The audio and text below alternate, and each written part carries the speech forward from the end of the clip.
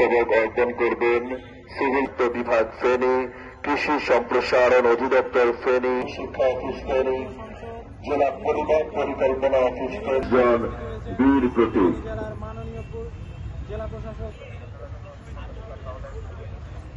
250 জনাব সাইফুল ইসলাম উপস্থিত রয়েছেন ফেনী জেলা প্রশাসনের কর্মকর্তাবৃন্দ।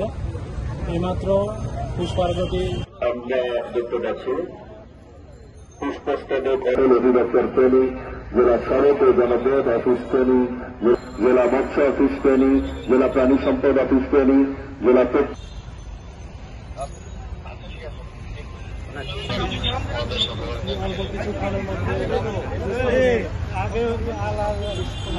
নানান কর্মসূচি গ্রহণ করা হয়েছে তারই ধারাবাহিকতায় ফেনী সবসময় উত্তাল ছিল এবং ফেনী আমরা 16ই ডিসেম্বর ঢাকা পতন হয়, কিন্তু আমরা 10 দিন আগে আমরা ফেনীকে মুক্ত করতে পেরেছি।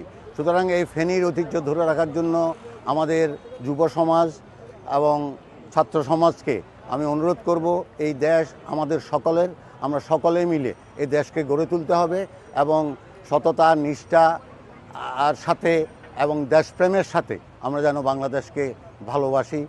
একটা স্বৈরাচার বা ফ্যাসিস্ট মুক্ত হয়েছে একটা দলের বিরুদ্ধে, কিন্তু দেশের বিরুদ্ধে না। এই দেশের জন্য আমরা যুদ্ধ করে এই দেশ অর্জন করেছিলাম। আমি নতুন প্রজন্মকে আহ্বান জানাবো, এই দেশকে আপনারা মুক্তিযুদ্ধের চেতনায় গড়ে তুলবেন।